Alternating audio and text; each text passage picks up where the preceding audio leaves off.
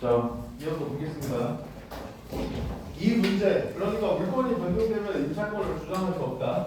이 문제를 해결하기 위한 방법으로 민법에는 전세권이 있대요. 이 받은 거 뭐예요? 전세권은 보증금을 지급하고 부동산을 약정 기간 동안 이용한 후, 약정이 뭐예요?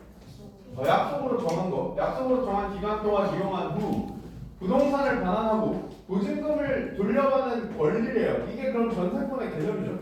근데 너네들이 이걸 글자가 아니라 의미로 읽었다면, 물론 뒤에서 설명이 나오지만 여기를 읽으면서 뭘 떠올릴 수 있어? 얘랑 똑같네 라는 생각을 할 수 있죠. 생각을 할 수 있죠. 임차권과 내용이 같지만, 여기서 다시 한번 밝혀줍니다. 그죠? 내용이 같지만 물건이라는 점에서 차이가 있다. 자, 우리 공통점, 차이점 중요하다. 이런 내용들은 사실 많이 들어서 알고 있죠. 내가 OT 때도 이야기했지만 우리가 글을 읽는 방식은 필자가 글을 읽는 방식과 동일해야 돼요.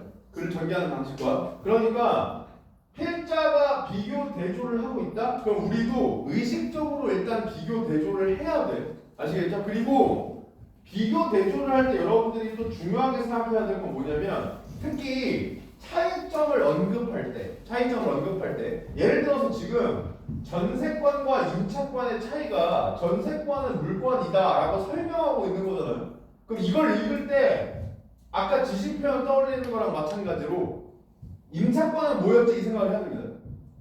아시겠죠? 여기서 다시 한번 환기해야 돼. 마찬가지야. 이게 시험장이야. 여기서 환기하려고 했는데 기억이 안 나. 그럼 여기서 눈으로 확인하는 거 얼마 안 걸린단 말이야. 피드백이 빠르다고요. 근데 이걸 눈 대고 넘어갔는데 나중에 선지에서 물어봐. 그때 생각이 안 나. 그럼 글 전체를 다 훔쳐야 된다고. 어디서 나왔는지 모르니까. 무슨 말인지 알겠죠? 전세권은 물권이래요. 그죠? 임차권은 뭐였는데요? 채권이었죠. 이걸 떠올리라 이 말이에요. 무슨 말인지 아시겠죠? 임차한 주택에 전세권을 설정하면 임대차 내용이 등기부에 기재된다. 그리고 사실 여기서 물권이라는 점에서 차이가 있다. 이것도 앞에서 물권의 예시를 혹시 떠올릴 수 있다면 납득하기 어렵지 않고요. 물권의 예시로 사실 전세권이 있었죠. 임대차 내용이 등기부에 기재되는데, 자 여기서 임대차 내용이 뭔 말이에요? 어휘 풀어봐 이거. 그렇지, 임대하고 임차한 거. 자, 빌려주고 빌린 거 이렇게 읽어야 돼. 이 글자를 눈으로 읽는 게 아니라. 아시겠죠? 임대차 내용이 등기부에 기재된다. 자, 등기는 부동산에 관한 물권의 권리 관계를 등기부에 기재하여 공시함으로써 제3자가 해당 내용을 알 수 있도록 하는 제도래. 자, 등기도 워낙 많이 나오니까 이 기회에 배경 지식으로 쌓아두는 게 좋습니다. 특히 부동산 관련된 제재가 등장하면 등기라는 말은 안 나올래야 안 나올 수가 없어요. 그러니까 배경 지식으로 그냥 쌓아두는 게 좋고요. 그리고 어휘 몇 가지 체크하면, 부동산이 뭐예요? 그렇지, 재산 중에 부동, 움직이지 않는 거. 그죠? 땅이나 건물 같은 건 재산이지만 걔를 옮길 수 없죠. 주머니에 넣고 갈 수 없잖아. 그죠? 근데 이제 우리 일반적으로 통용되는 화폐 이런 것들은 재산이지만 움직일 수 있죠. 그런 것들은 동산이라고 하는 거죠. 무슨 말인지 아시겠죠? 부동산에 관한 물권의 권리 관계를 다 마찬가지죠. 글자를 읽고 있으면 안 돼. 물권 뭐였어?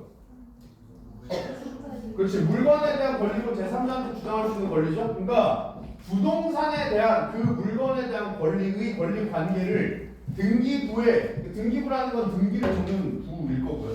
등기부에 기재하여 공시는 뭐예요?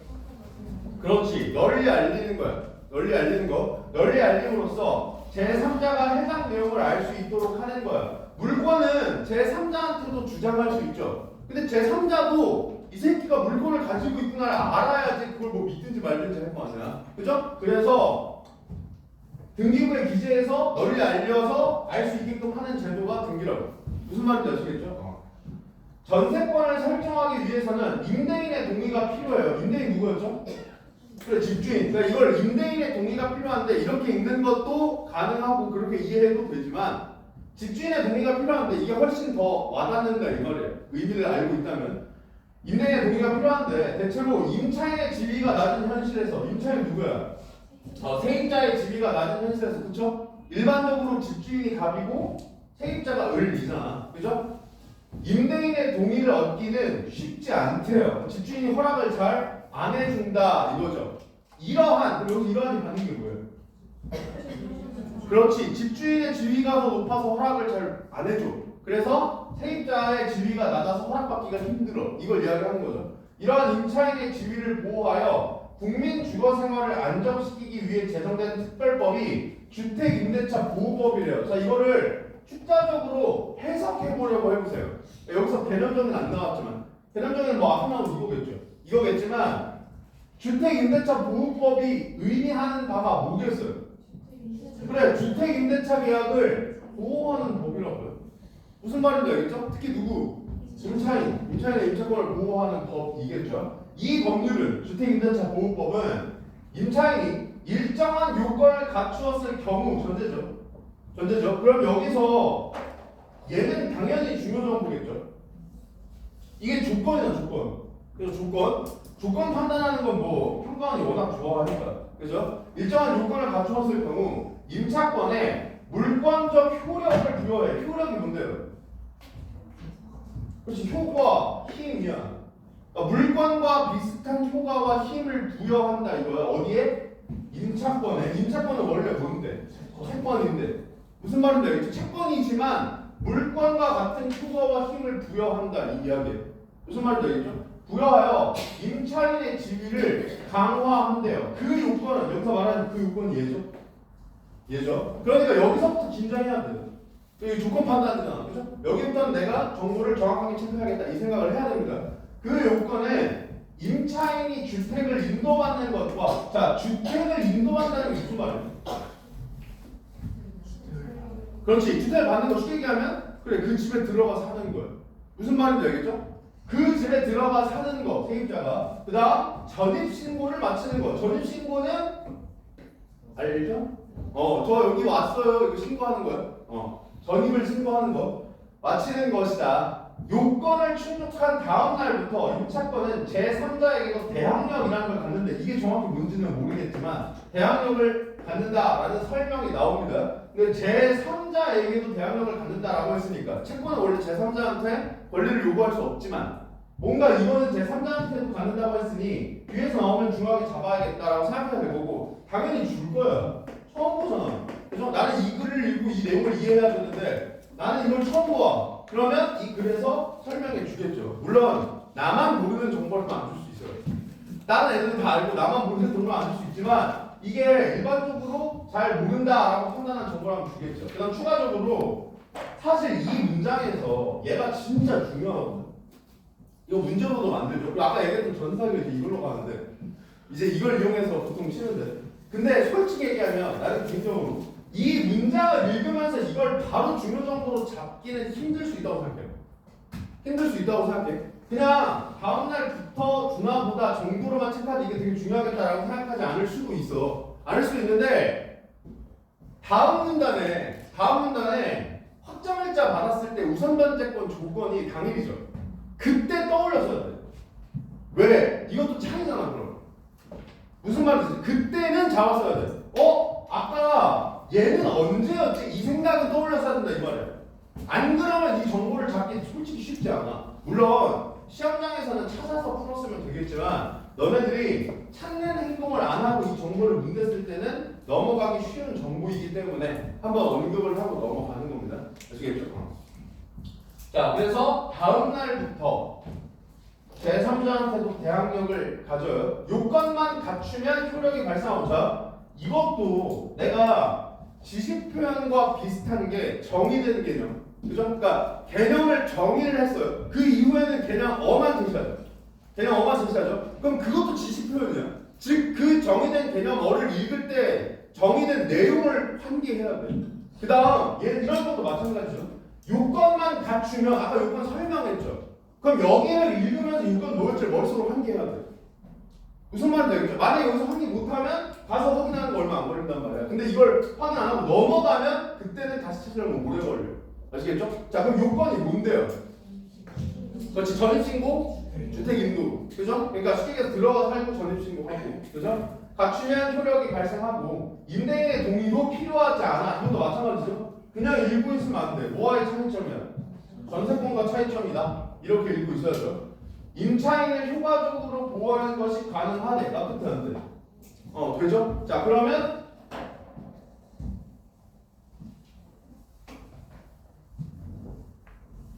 자, 역시 마찬가지입니다. 이 문단 요약해 보죠. 앞에 봐. 앞에 보고 생각만 해. 생각만. 자, 이 문단 뭐에 대한 내용이었어요? 일단 사실 주된 내용은 주택임대차 보호법이겠지만 그걸 설명하기 위해 제일 먼저 설명한 게 일단 전세권이에요. 그죠? 자, 그래서 얘랑 전세권을 비교했죠. 처음에 전세권과 임차권을 비교되면 어떻게 되는데요? 그렇지. 일단 차이점은 얘는 물권이야. 그죠? 얘는 물권이야. 공통점은 내용은 같아요. 그죠? 그러니까 요건 똑같아. 요건 똑같은데 얘는 물권이라는 점에서 차이가 있어요. 애초에 지금 전세권이 왜 나왔어? 그렇지. 이 문제를 해결하기 위한 방법으로 제시된 거죠. 그럼 전세권은 물권이 바뀌어도 임차권이 소멸한다는 문제를 왜 해결할 수 있는데? 그렇지. 선순위 물권이 후순위 물권보다 우선시되니까 전세권을 설정한 다음 물권 변동이 있으면 이 새끼도 물권이죠. 그럼 얘가 선순위 물권이죠. 그러니까 그 문제를 해결할 수 있게 된다. 그죠? 자, 근데 얘가 완벽통찰이 아니야. 문제가 있어. 그게 뭐야? 그렇지. 집주인이 동의를 해줘야 돼. 그렇게 이해해도 된다. 그죠? 그래 나온 표현은 임대인의 동의가 필요해요. 근데 잘 안 해줘. 그죠? 그래서 완벽하게 해결이 안 돼. 그래서 나오는 게 뭐예요? 그렇지. 그래서 나오는 게 주택 임대차 보호법이죠. 주택 임대차 보호법은 뭔데요? 그래, 주택 임대차를 보호하는 법률인데 어떻게 보호하는데요? 그렇지. 일정한 요건을 갖추면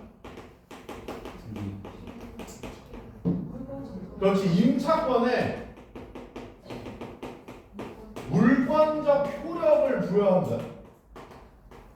착각하면 안 된다. 임차권에 물권적 효력을 부여한다는 게 임차권을 물권으로 만드는 건 아니야. 아시겠죠? 임차권 여전히 채권이야. 채권인데도 물권처럼 행동하게 만들어준다 이거야. 무슨 말인지 알겠죠? 이건 달라. 여기서 말하는 일정한 요건이 뭔데요? 그렇지. 첫 번째, 임차인의 주택 인도. 쉽게 얘기하면 세입자가 집을 받아요. 그죠? 그 다음 전입신고. 이렇게 하면 어떻게 되는데? 그렇지. 다음 날부터 대항력이라는 게 생긴다. 그죠? 여기 대항력은 제3자한테도 주장할 수 있대. 일단 여기까지 파악한 거예요. 그죠? 자, 그러면 역시 이어서 있습니다. 대항력을 갖는다는 것은, 그래서 이제 얘 설명하는 거죠. 아까도 이야기했지만 대항력 설명할 겁니다. 제3자에게도 임차권을 주장할 수 있게 되었다는 의미래요. 아까 임차권은 채권이었고 채권은 제3자한테 주장할 수 없었죠? 근데 제3자한테도 주장할 수 있게 됐죠. 마치 뭐처럼? 물권처럼. 즉 여기서 말하는 물권적 효력이 이거야. 무슨 말인지 알겠죠? 대항력 확보가 결국 물권적 효력 부여예요. 무슨 말인지 아시겠죠? 그럼 대항력도 사실 추가적으로 이해하려면 이해할 수 있거든요. 대항력을 어떻게 이해하면 편하겠니? 그렇지. 제3자에게도 대항할 수 있는 힘이라고. 채권이지만 제3자한테도 대항할 수 있는 힘을 준다. 무슨 말인지 알겠죠? 예컨대 자, 예시 중요하다고 했다. 예시 무조건 중요해. 무조건 중요해. 근데 왜 중요하다고? 일단 예를 들어서까지 설명한다는 건 중요하다고 생각했다는 뜻이고요. 중요하다고 생각했다는 뜻이고, 그 다음 예를 들지 않으면 이해가 힘들다고 이야기한 거죠. 그러니까 예시는 결과적으로 반드시 이해해야 할 정보를 이해하기 위한 힌트죠. 따라서 앞의 내용이 이해됐다면 내가 이해한 내용이 맞는지 확인하는 방식으로 읽어야 되고, 앞의 내용이 이해가 되지 않았다면 예시를 통해 이해하려고 읽어야 돼요. 즉, 이 두 개를 종합해보면 예시는 어떻게 읽어야 되냐? 앞에 나온 정보로 치환하면서 읽어야 돼요. 무슨 말인지 알겠죠? 결국 이건 앞에 나온 뭐를 설명하라고 준 거구나. 이런 식으로 읽어야 돼. 자, 예시 보겠습니다. 임차한 주택이 경매되면 이걸 어떻게 읽어야 돼? 그렇지. 물권이 변동되면 이렇게 읽어야 돼. 무슨 말인지 알겠죠? 임차한 주택이 경매되면 일반적으로 임차권은 소멸하지만 납득되는데 되죠? 이게 1문단에 나왔던 문제죠. 주택임대차 보호법에 따른 대항력을 갖춘 경우에는 무슨 뜻이에요? 그렇지. 제3자에게도 임차권을 주장할 수 있는 물권적 효력이 부여되면 그렇지 않다. 즉 임차권이 소멸하지 않는다 이거죠. 저 임차권을 주장할 수 있다 이 얘기죠. 무슨 말인지 알겠죠? 임차인은 이에 덧붙여 여기 이가 맞는 건 뭐예요? 그래 대항력 확보 얘기하는 거 대항력 확보 이에 덧붙여 주민센터 등의 공공기관에서 주택임대차 계약서에 확정일자라는 걸 받을 수 있대. 확정일자. 자, 우선 변제권을 확보하기 위해서래. 자, 그러면 이 우선 변제권이라는 애의 조건이 얘다 이거야. 일단. 그죠? 위에서 얘를 받을 수 있다라고 했으니까 이걸 받으려면 얘를 받아야 된다 이 뜻이죠. 임차한 주택이 경매되었을 때 임차인은 자신의 우선 변제권 성립보다 뒤에 설정된 물건에 우선하여 보증금을 변제받을 수 있대요. 자 그러면 이게 결과적으로 우선 변제권의 내용이죠. 그럼 우선 변제권도 역시 축자죠. 글자에 붙이면 어떻게 돼요? 그렇지. 우선적으로 변제받을 수 있는 권리를 갖는다 이거예요. 무슨 말인지 알겠죠? 마치 뭐처럼 그래 선순위 물건처럼 무슨 말이에요? 원래 임차권은 채권이니까 물건이랑은 상관이 없는데 확정일자 받으면 선순위 물건 같은 걸 가질 수 있게 된다 이 얘기예요. 무슨 말인지 알겠죠? 우선 변제권의 효력은 대항력과 확정일자가 모두 갖추어진 날부터 발생한다. 아까 얘기한 게 이거예요. 여기를 읽을 때 아까 날짜에 대한 정보가 있었던 것 같은데 를 떠올리는 게 베스트라고요. 무슨 말인지 아시겠죠? 자 그래서 얘는 그 날부터요. 또한 주택임대차 보호법에는 사회적 약자를 보호하는 취지에서 대항력을 갖춘 소액 임차인에게는 정해진 금액까지의 보증금을 선순위 우선 물권자보다 우선하여 변제받을 수 있는 최우선 변제권까지 부여한대. 그럼 얘도 마찬가지야. 일단 얘가 개념이야. 그죠? 그러니까 이건 일단 축자적으로 최대한 붙여요. 글자에 최대한 붙여. 어떻게 붙일래? 그렇지. 가장 우선적으로 변제받을 수 있는 권리야. 우선 변제권과의 차이가 뭔데요? 물론 조건도 달라. 조건도 다른데 글자가 얘는 우선 변제권이고 얘는 최우선 변제권이잖아. 최가 붙었잖아. 이 글자의 의미가 뭐냐고요? 그렇지. 가장 먼저. 즉 선순위보다 더 먼저.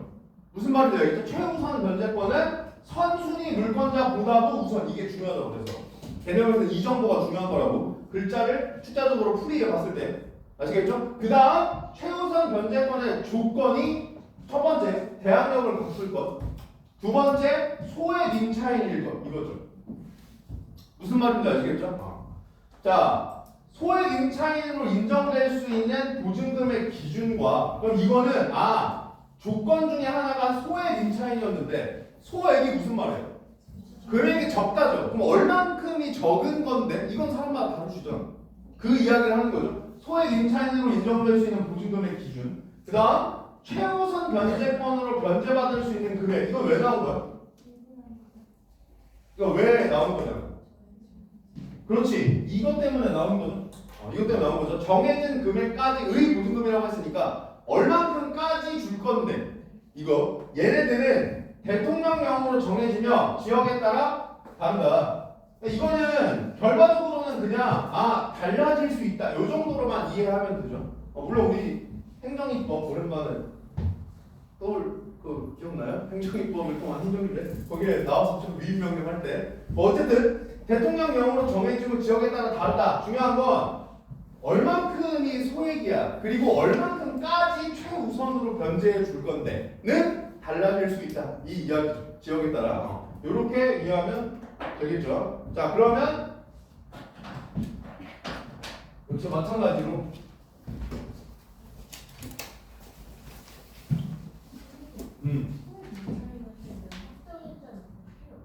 여기서는 지금 안 나오지. 여기서는 지금 안 나오니까 그 조건으로 따질 필요가 없죠. 자, 3문단 이렇게 봅시다. 3문단. 자, 무슨 얘기했었어? 일단 얘 먼저 설명했었어요. 그죠? 대항력을 갖춘다는 건 무슨 뜻이래? 제3자한테도 이거 주장할 수 있다는 거래.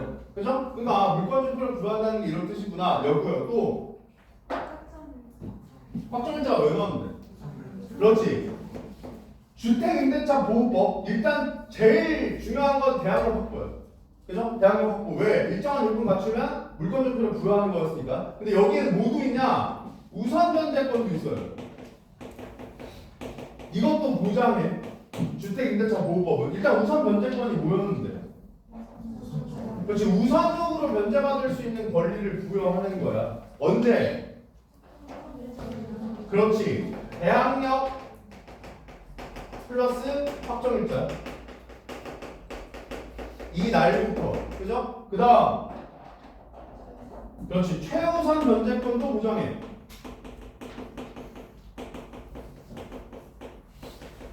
누구한테? 그렇지. 대항력을 갖춘 소액 임차인에게.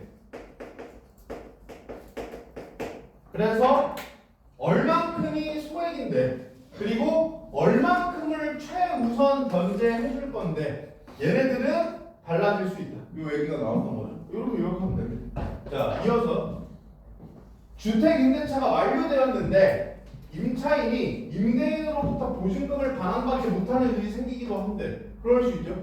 완료되면 원래 어떻게 해야 돼? 그렇지. 집 돌려주면 보증금 줘야 돼요. 그죠? 근데 이 새끼가 안 줘요. 안 줘. 이 경우, 그러니까 못 받은 경우 임차인은 이사를 가면 자신의 권리 순위가 상실될 수 있다는 우려를 하게 된대요. 자, 봐봐. 여기까지 솔직히 이해 못했어도 괜찮거든. 괜찮은데 생각을 위해서 한번 이 말의 의미가 무슨 뜻인지 생각을 해봅시다. 왜 이사 가면 권리 순위가 상실될 수 있다는 우려를 해요? 왜 대항력이 사라져요? 이거는 대항력 확보 조건이었잖아. 그죠? 이거 확보하면 다음 달부터 대항력 갖췄잖아. 그죠? 그래, 그러니까 결과적으로 사실 이것도 마찬가지고 지금 이야기한 것도 마찬가지야. 잘했어요. 그러니까 이렇게 생각할 수 있어. 아니 주택임대차 보호법으로 대항력 확보했어. 즉 임차권 소멸되지 않는다며. 그리고 우선 변제권, 최우선 변제권도 있다며. 그러면 자기가 이사를 가도 이건 그대로 있는 거 아니야? 라고 생각할 수 있는데 애초에 주택임대차 보호법은 임차권의 물권적 효력을 부여하는 거죠. 임차권은 주택임대차 계약 때문에 발생하는 거죠. 근데 계약이 만료됐죠. 그럼 임차권이 없어집니다. 따라서 임차권의 물권적 효력을 부여하는 건 의미가 없다고. 임차권이 없으니까.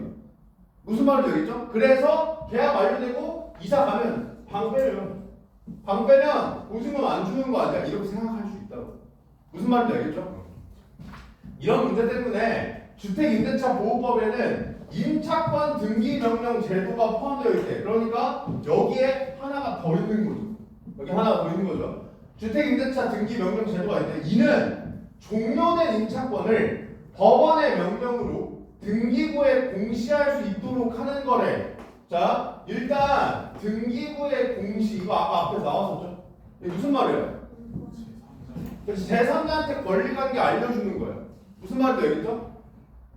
종료된 임차권을 법원의 명령으로 등기부에 공시해 라고 하는 제도가 임차권 등기 명령 제도래. 자, 그럼 얘 여기다 붙여야겠죠?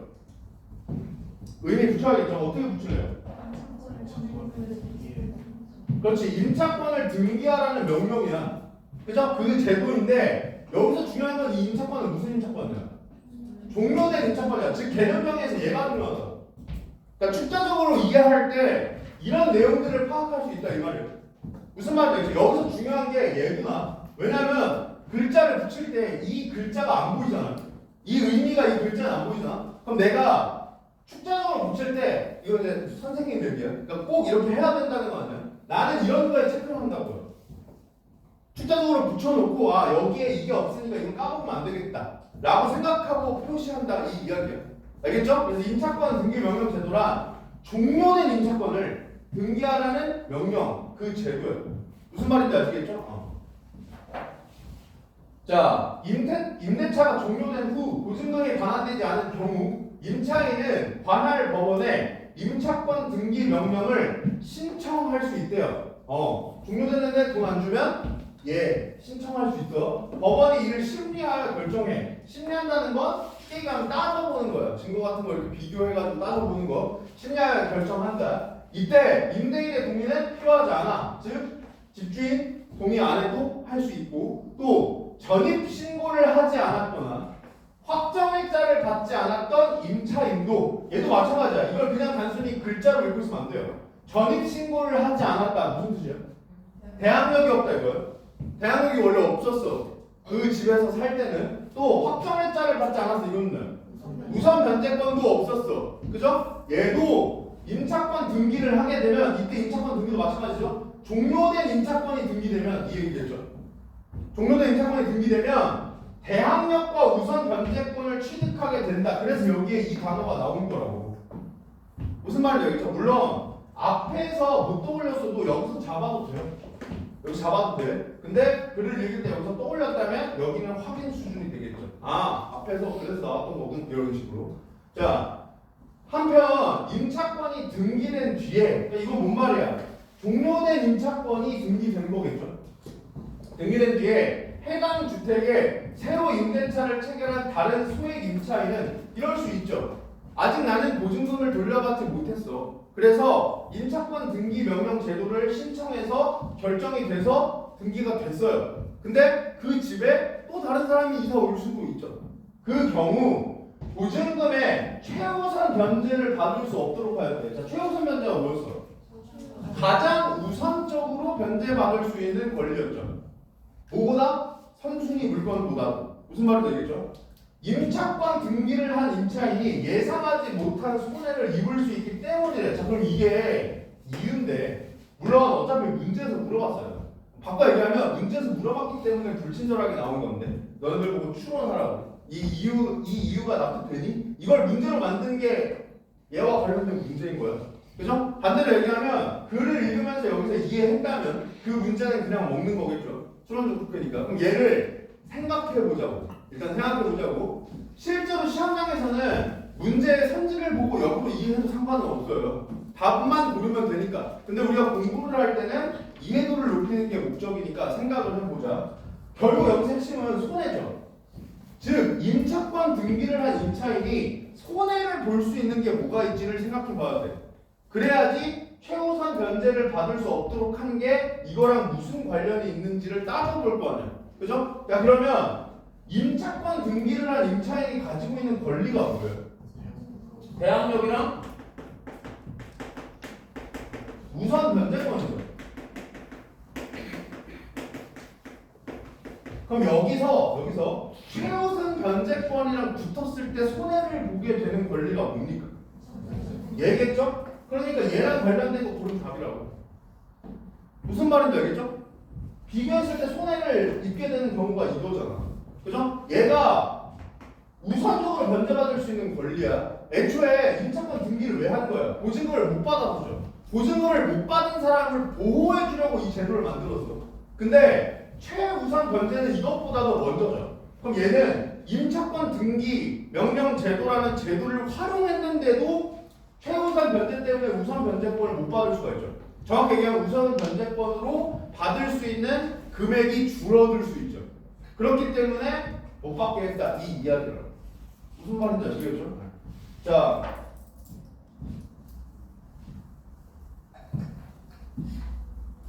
마지막 문단 역시 요약해 봅시다. 마지막 문단은 뭔 내용이냐? 그래, 임차권 등기 명령 제도야. 임차권 등기 명령 제도가 뭔데요? 그렇지, 종료된 임차권을 등기하라는 명령과 관련된 제도야. 이걸 제도화한 거죠. 그래서 이 임차권 등기 명령 제도의 특징이 뭐예요? 그렇지, 대항력 확보 안 했어도, 확보 안 했어, 전입신고 안 했어도, 그 다음 우선 변제권 없었어도, 그러니까 확정 일자를 받지 않았어도 갖게 해준다 이거죠. 갖게 해준다 이거죠. 이렇게 이해하시면 됩니다. 자, 그러면 계속 앞에만 봐. 문제 풀 거야. 선지 판단할 건데 지문이 완벽하게 이해가 된다라고 한다면 쉽게 얘기해서 지문으로 전혀 들어가지 않고 선제 판단이 되어야 돼요. 100% 이해된다면. 무슨 말인지 알겠죠? 그래서 어쨌든 지금 나랑 지문을 오랜 기간 동안 100% 이해하려고 노력하면서 읽어온 거잖아요. 반대로 얘기하면 이 정도 수준까지 이해됐을 때 문제가 어떻게 풀리는지를 여기서 체감을 해야 돼. 그래야지 반대로 이야기하면 시험장에서 솔직히 전부 이렇게 하는 건 불가능하다고 생각해. 개인적으로 시험장에서 지금 나랑 거의 2시간, 1시간 반 넘게 봤잖아. 지문 너네들 지금 국어 시험 끝났어요. 이 지문은 이렇게 보고 있어. 그러니까 이게 시간 내에 풀어야 되니까 이 정도 수준까지 이해하기는 힘들겠지. 근데 공부를 할 때는 시간이 무제한이잖아. 공부를 할 때는 시간이 무제한이죠. 반대로 얘기하면 공부를 할 때 선제 판단이 지금 되는 것처럼 돼야지 지문을 넘어가는 거라고. 무슨 말인지 알겠죠? 그렇게 활용하라는 의미에서 얘만 보고 판단한다. 생각만 해. 아시겠죠? 자, 윗글에 대한 거 일치하지 않는 거 고르래. 자, 1번. 주택임대차 보호법은 일정한 요건을 갖춘 임차인의 지위를 강화한다. 맞아, 틀려? 맞죠? 이게 예의 핵심이잖아. 그리고 이거잖아. 그죠? 가장 핵심적인 거 물어봤다. 맞고. 자, 주택임대차가 체결되면 관할 법원은 임대차 내용을 등기부에 기재한다. 맞아, 틀려? 틀리죠? 일단 여기서 갸웃하죠. 지금 배워온 친구들이. 그 이유는 뭐야? 간단해요. 여기 나온 내용은 다 지문에 있어요. 그래서 그러니까 추격해서 익숙해요. 낙이거든. 그래서 이런 내용들을 봤던 것 같아. 최근 평가원이 선지를 계속해서 이렇게 만들죠. 적절하지 않은 선지가 지문에 나와 있는 표현들로 구성이 되어 있어요. 근데 의미를 생각하면 다르다고. 그러니까 이해도를 점검하는 유형의 문제를 최근에 많이 만든단 말이야. 그래서 더더욱 이해도 향상이 중요해졌다고. 무슨 말인지 알겠죠? 반면에 어디까지 가냐면 적절한 선지는 도리어 지문에서 안 쓴 글자를 써요. 의미는 똑같은데. 그러면 단순히 글자만 비교하거나 그러니까 이해도 없이 글자를 비교해서 선지를 확인하려고 하거나 아니면 대충 낯익으면 맞나보다 하는 친구들은 그런 데서 다 걸려 넘어진다고. 무슨 말인지 알겠죠? 얘도 마찬가지야. 주택임대차 체결 이런 걸 나왔고 지문에서 법원이 임대차 내용을 등기부에 기재한다 이런 것도 나왔던 것 같단 말이야. 그러면 생각을 안 하면 맞아 보인다고요. 근데 생각해봐. 자, 법원이 임대차 내용을 등기부에 기재한다는 게 무슨 말이야? 그렇지. 제3자한테도 알린다 이거죠. 그러면 법원이 등기부에 기재한다 이런 내용이 실제로는 어디에서 나왔었어요? 그렇지. 일단 첫 번째 전세권 할 때 저런 내용이 나왔었고요. 그죠? 전세권은 물건이니까 물건의 그 권리 관계를 공시해서 다른 사람들한테 알려줘야 되죠. 그죠? 또 어디 나왔었어? 여기에 나왔었죠. 임차권 등기 명령제도. 근데 일단 전세권은 임대차 체결됐다고 할 수 있는 게 아니고요.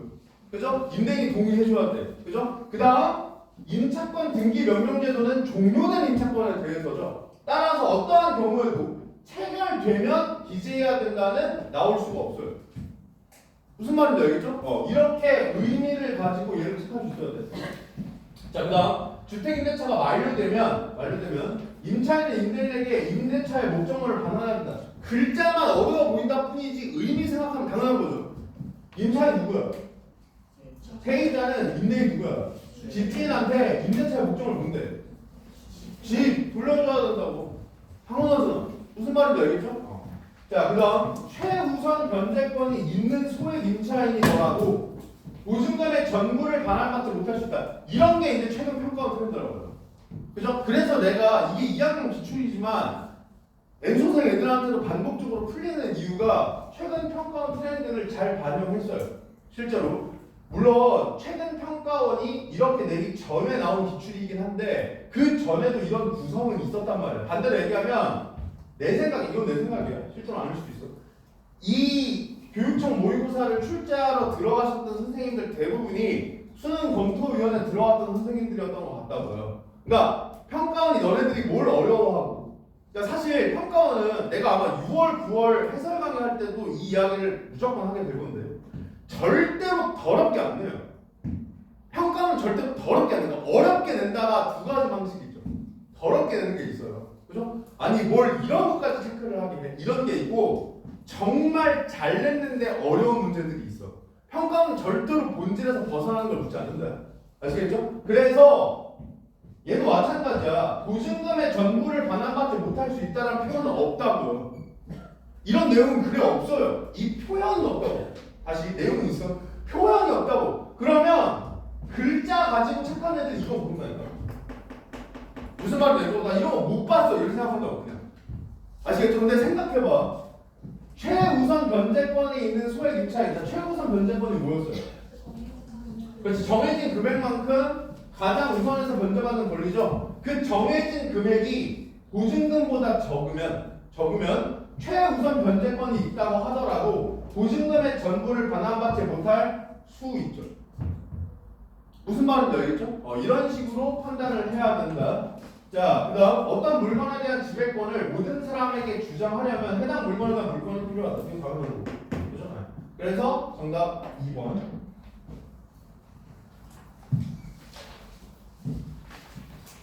자, 다음. 계속 앞에 봐, 앞에. 기억, 니은, 이거 기호 다 표시해놨어. 앞에만 보세요. 자, 기억 임차권, 니은 전차권이야. 머릿속으로 떠올려. 자, 적절하지 않은 거 고르래. 기억, 임차권을 가진 사람은 원칙적으로는 임대인에게만 계약 내용에 따른 행위를 요구할 수 있다. 맞죠? 맞죠? 이게 채권 얘기하는 거죠. 그죠? 그 다음, 전세권을 설정하기 위해서는 임대인의 동의가 필요하다. 맞죠? 이게 한계였죠. 그죠? 그 다음 3번. 전세권을 가진 임차인은 임대차 기간 동안 목적물이 되는 주택의 소유권을 가지게 된다. 맞죠? 아니야. 알겠죠? 이게 슬프면 맞아 보이죠. 슬프면 맞아 보여. 왜냐면 이렇게 생각하면 아니 전세권을 내가 가졌어. 내가 그 집에 들어가 살죠. 그러면 내 거 되는 거 아니야? 라고 생각할 수 있어. 근데 조금만 더 깊게 생각해봐. 그게 네 거야? 다시 돌려줘야 되잖아. 그죠? 그러니까 소유권을 가지게 된다는 진술 자체가 사실 의미를 따져봐도 적절하지 않은데 글에 나와 있는 표현 가지고 접근을 하더라도 물권의 예시로 전세권과 소유권과 저당권이 나오죠. 그러면 쉽게 얘기해서 물권을 전세권, 저당권, 소유권으로 분류할 수 있다는 거잖아. 그죠? 나눌 수 있다는 건 무슨 말이에요? 차이가 있다는 뜻이에요. 무슨 말이에요? 따라서 소유권과 전세권은 달라요. 그러니까 전세권을 갖는다고 소유권을 가지게 된다라고 볼 수 없습니다. 아시겠죠? 이렇게 표현에 나타나 있는 의미를 가지고 체크할 수도 있고 아니면 우리가 전세권의 의미를 떠올려 보고 실제로 그게 소유권과 같은 의미인지를 생각하는 방향으로도 따져볼 수 있고 자 정답은 3번이 되고요. 그 다음 임차권이나 전세권을 가진 사람은 계약상의 주택에 대한 자신의 권리를 주장할 수 있다. 임차권은 무슨 권리를 주장할 수 있겠어요? 그래 쉽게 얘기하면 뭐야? 임차권을 주장할 수 있어요. 전세권을 주장할 수 있어요. 무슨 말인지 이렇게 가능한 겁니다. 그 다음 일반적으로 전세권은 임차권에 우선한다. 왜? 그러니까 얘는 물건이고 얘는 채권이니까 무슨 말인지 아시겠죠? 그래서 정답 3번 이렇게 체크하시면 되고요. 자, 그 다음 주택임대차 보호법을 이해한 내용으로 적절하지 않은 걸 고르래. 자, 1번 임차인이 배항력을 갖추면 자 이거는 전제니까 받아들인다. 알겠죠? 선제에서 전제한 건 받아들여야 돼. 임차한 주택이 경매되더라도 임차권이 유지될 수 있게 한다. 맞아요. 맞죠? 이게 주택임대차 보호법의 기능이었죠. 물권 변동되더라도 임차권 주장할 수 있게 하는 거. 그죠? 그 다음 2번 임차인이 전입신고를 하지 않으면 역시 마찬가지야. 전제니까 받아들이는 거야. 이 상황은 전입신고를 하지 않으면 확정일자를 받더라도 계약기간 동안 우선 변제권이 생기지 않는다. 자 우선 변제권 조건 뭐였죠? 대항력이랑 확정일자. 지금 너네들이 이걸 눈으로 보고 떠올리는 게 아니잖아. 이렇게 되면 실제로 시험장에서 안 가도 된다 이 얘기야. 아시겠죠? 자 대항력의 조건은 뭔데요? 전입신고와 주택인도죠. 전입신고하지 않아서 뭐 없어? 이 대항력이 없죠? 그럼 우선 변제권 있어 없어? 없죠? 그건 생기지 않는다. 맞다. 무슨 말인지 알겠죠? 자 그 다음 대항력을 갖춘 임차인이 주택임대차 계약서의 확정일자를 받으면 자 이것도 역시 전제니까 받아들인다. 아시겠죠? 다음 날부터 우선 변제권의 효력이 발생한다. 맞죠? 틀리죠? 내가 볼 때 이런 건 좀 더러운데 마냥 더럽다고 할 수 없는 게 실제로 권리 자체는 되게 중요하거든. 이 대항력이 언제 발생하고 우선 변제권 효력이 언제 발생하는지 계약 자체에서는 진짜 중요하거든. 중요해서 마냥 더럽다고 볼 수 없지만 얘는 솔직히 아까 이야기했다시피 이 날짜를 여기서 체크하지 않았으면 이건 봤어야 된다고 생각합니다. 가서 확인을 했어야 된다고 생각하고 어쨌든 정답 3번이 되고요. 소액 임차인이 다른 지역에서 새로운 임대차를 신청하면 그 지역에서는 최우선 변제권을 부여받지 못할 수도 있다. 최우선 변제권 조건 뭔데? 소액 임차인 대항력. 그죠? 그러면 그 중에서 지역에 따라 바뀔 수 있는 게 뭐예요? 소액 임차인의 기준이죠? 그럼 다른 지역에서는 최우선 변제권 부여받지 못할 수 있죠. 그죠? 그 다음 임차한 주택을 인수받고 전입신고를 한 날에 주택인도 전입신고 무슨 조건이야? 대항력 조건이죠. 대항력 조건. 한 날에 주택에 다른 물건이 성립되면 임차권은 새로운 물건보다 후순위가 된다. 얘가 요즘 전세사기라고요. 얘가 요즘 전세사기. 그래서 이게 솔직히 이런 정보 가지고 구별해야 돼. 이런 정보 가지고 구별해야 되는데 이게 어떻게 보면 좀 더럽다고 생각할 수 있다고요. 아니 무슨 날짜까지 체크를 해야 돼 라고 생각할 수 있는데 계약에서는 진짜 중요해. 이거 체크 안 하니까 전세사기 당하는 거란 말이야. 그러니까 요즘에 이렇게 전세사기 친다고. 옛날에는 아까 이야기했던 이 물건 변동되면 임차권 아무것도 아니다. 전세권 설정 안 해주고 물건 변동시켜서 사기를 쳤는데 그럼 보증금 안 돌려줘도 되니까. 정확히 얘기하면 보증금이 없다고 하는 거죠. 그러니까 나는 돈이 없어요. 그럼 주택이 경매로 넘어가. 그럼 주택이 경매로 넘어가서 주택이 팔리죠. 그럼 그 팔린 금액을 이 주택과 권리관계에 있는 사람들한테 나눠줘야 되는데 임차권 채권이죠. 그러니까 이 사람들한테 계속 밀린다고요. 그러니까 나한테는 차례가 안 들어오면 한 푼도 못 받는 거야. 그냥 법적으로도. 무슨 말이에요? 옛날엔 이런 식이었는데 요즘은 전세사기가 뭐다해서 다 알아. 이런 정보를. 그러니까 어떻게 하냐? 처음에 계약할 때 저 등기부 등본을 떼달라고 해. 그러면 그 주택과 관련된 권리관계를 등기부에 공시한다 그랬죠? 다 볼 수 있어요. 일반 사람도. 그래서 이걸 확인을 하는 거죠. 계약서 쓰기 전에. 계약서 쓰기 전에. 오, 깨끗하네. 앞에 물건 설정된 거 하나도 없네. 그럼 혹시 이 새끼가 나한테 돈을 안 돌려주더라도 주택이 경매로 넘어가더라도 나한테 주택 경매금의 일부가 먼저 올 테니 내가 지금 설정하고 이거 설정할 거니까 할 테니 괜찮겠구나 하고 계약을 해. 그럼 이제 막 집주인이 친절하게 얘기까지 해주죠. 그 대항력 요즘에 다 아시죠? 그 빨리 전입신고 하셔야 돼요. 이렇게 얘기해. 그러면 계약서 도장 찍고 전입신고 하러 가죠. 그러면 이때 물건 관계를 성립시키는 겁니다. 이때 뭐 주택을 담보로 해서 대출을 받는다든지 이런 식으로 물건 관계를 성립시켜요. 그러면 전입신고 해놨자 다음 날부터 대항력 확보죠. 그러니까 이때 발생한 물건은 얘보다 선순위야. 그죠? 얘는 다음 날이니까 전날 설정된 물건들이잖아. 그죠? 그러니까 역시 마찬가지로 무드를 받아요. 그래서 어떻게 하라고 하냐면 계약서를 쓸 때 지금 현재 등본의 상태를 혹은 물건 관계를 대항력 확보 때까지 유지한다. 이런 특약을 넣는 겁니다. 그러면 대항력이 되기 전에 무언가 만약에 뭐 물건 변동 관계를 얘가 만들었다. 그러면 그 특약 사항에 의해 합법적으로 계약을 파기하고 보증금을 돌려받을 수 있어요. 무슨 말이에요? 그래서 최근에는 이렇게 계약을 해. 그래서 나도 이거 보면서 아니 그럼 이거 어떻게 해야 돼? 인터넷 찾아봐가지고 그거 특약에 썼죠. 무슨 말인지 알겠죠? 자, 그래서 얘도 맞아. 그래서 그냥 정보 관계만 따져보면은 조금 더럽다라고 느낄 수 있지만 실제 계약에서는 되게 중요한 내용은 맞아요. 아시겠죠? 자, 그다음 자, 보기인데 보기는 다른 상황에 적용하기라고 그러죠. 다른 상황에 적용하니까 너네들한테 묻고자 하는 능력이 다른 상황에 적용하기 혹은 구체적 사례에 적용하기야. 그러면 뭐를 다른 상황 혹은 구체적 사례에 적용하는 거야? 지문을 다른 상황 혹은 구체적 사례에 적용하는 거야. 따라서 지문과 보기의 접점을 찾으면서 읽어야 돼요. 그러니까 이 접점을 찾으라는 게 무슨 말이냐? 예시 읽을 때랑 똑같아. 여기 나와 있는 정보를 지문에 나와 있는 정보로 치환하면서 읽어야 돼. 아시겠죠? 절대로 이상한 정보 묻지 않아. 지문에 있는 내용으로 파악할 수 있게끔 낸단 말이야. 반대로 얘기하면 여기 있는 정보는 다 지문에 있는 정보랑 관련이 되어 있다. 그거를 체크하면서 읽으려고 해야 됩니다. 물론 선지를 보면서 떠올릴 수 있어요. 선지를 보면서 시험장에서 안 되면 선지 보면서라도 떠올려야지. 근데 공부를 할 때는 최대한 읽으면서 치환하려고 노력하라 이 말이야. 아시겠죠? 그랬을 때 선지 판단의 정확도나 속도가 훨씬 빨라지고 정확해지니까. 아시겠죠? 자, 을이 갑에게 2억 원의 보증금을 지급하고 갑 소유의 A주택을 2021년 2월 5일부터 2년간 임대하기로 하는 임대차가 갑과 을 사이에 체결됐다. 잠깐만 이게 주택임대차 체결이죠. 주택임대차 체결이죠. 빨리 지문에 있는 정보로 치환한다. 을이 갑에게 보증금을 지급했어요. 그죠? 그럼 을이 누구야? 그렇지. 임차인, 세입자가 되는 거고요. 갑이 누구야? 임대인, 집주인이 되는 거다.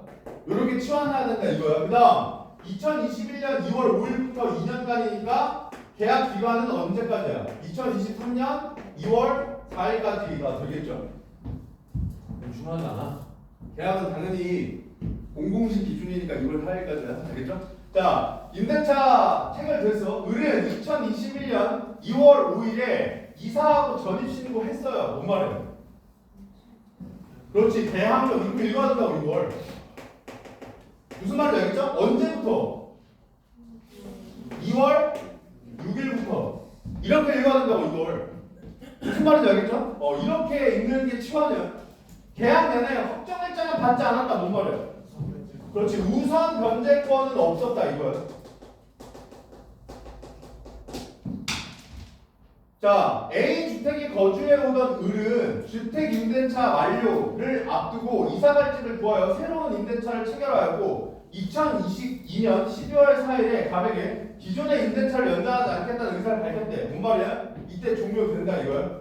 그죠? 갑은 사정이 생겨 보증금을 제때 돌려주지 못한다고 통보했어. 갑은 임대차가 만료된 현재까지 보증금을 돌려주지 않고 있어. 이거 어떻게 읽어야 돼? 그렇지. 임차권 등기 명령 제도 신청 가능이야. 무슨 말인지 알겠죠? 이걸 신청할 조건은 됐다고. 신청할 조건은 됐다고. 자, 이렇게 읽고 이 상태에서 선지 보는 거예요. 선지 보는 거예요. 자, 2022년 12월 4일부터 임차권 등기 명령 신청할 수 있다. 이거 언제부터 신청할 수 있는데? 그렇지. 만료됐을 때. 그러니까 이 날짜까지 정확히 모르더라도 이때가 안 된다는 걸 알 수 있죠. 알 수 있죠? 그러니까 안 되고. 자, 그 다음 을은 임차권 등기 명령을 신청하는 즉시 갑에게 보증금을 돌려받을 수 있다. 임차권 등기 명령 신청하면 어떻게 되는데? 일단은 물론 그렇게 생각해도 돼. 그러니까 설사 임차권 등기 명령이 받아들여지더라도 대항력을 확보하고 우선 변제권을 확보하는 거지 보증금을 당장 돌려받을 수 있는 건 아니죠. 그래서 안 된다라고 생각해도 되는데 사실 신청하면 법원이 심리해야 됩니다. 그러니까 신청을 한다고 무조건 받아들여지는 것도 아니야. 사실 무슨 말인지 알겠죠? 그래서 어쨌든 아니고 을은 기존의 우선 변제권이 유지되도록 이미 날아갔죠. 이거 체크했잖아. 우선 변제가 없다는 거 이미 체크했죠. 그 다음 을의 신청으로 임차권 등기 명령이 내려지면 갑은 A주택을 다른 사람에게 매도할 수 없다. 맞아, 틀려? 틀리죠? 마찬가지야. 임차권 등기 명령이 내려지면 을에게 대항력과 우선 변제권을 주는 거지. 갑의 물권 변동을 막는 게 아니야. 무슨 말인지 알겠죠? 설사 갑이 매도하더라도 그건 후순위 물건이 될 테니까 걔보다 먼저 변제받을 수 있는 우선 변제권을 확보할 수 있게 해주는 거지 얘가 못 팔게 하는 건 아니라고. 무슨 말인지 알겠죠? 을의 신청으로 임차권 등기 명령이 내려지면 을이 이사를 가더라도 을이 가지고 있던 임차권은 등기부에 기재된다. 이게 그냥 임차권 등기 명령이 제도죠. 그죠? 그래서 정답 5번. 이것도 답은 솔직히 명확해요. 답은 명확해. 자, 아까 디귿과 관련된 건 지문 볼 때 설명했으니까 정답은 4번입니다. 5번의 정답은 4번입니다. 네. 그래서 이렇게 이 지문은 마무리 짓고요. 일단 이게 이게 내가 한 손필기니까 나갈 때 하나씩 가져가시고요. 내가 한 손필기는 그러니까 뭐야? 내 선생님 방식으로 요약하는 거거든요. 저거는 참고 자료지 저렇게 해야 된다는 거 아니야? 아시겠죠? 그냥 선생님은 이렇게 했구나 정도만 확인하라고 주는 거고, 다음 주 숙제는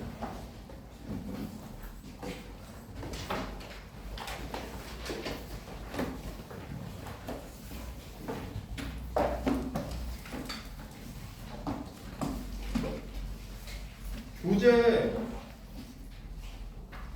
14페이지에서 17페이지까지 해보죠. 한 지문이야, 한 지문. 한 지문. 작년 수능이네요. 오늘 수능이면. 그랬죠? 한 지문 요것만 하는데 문장만 쓰고 올라간 게 아니야. 오늘 나랑 본 정도의 수준과 최대한 가깝게 해와야 돼. 아시겠죠? 네. 고생하셨습니다.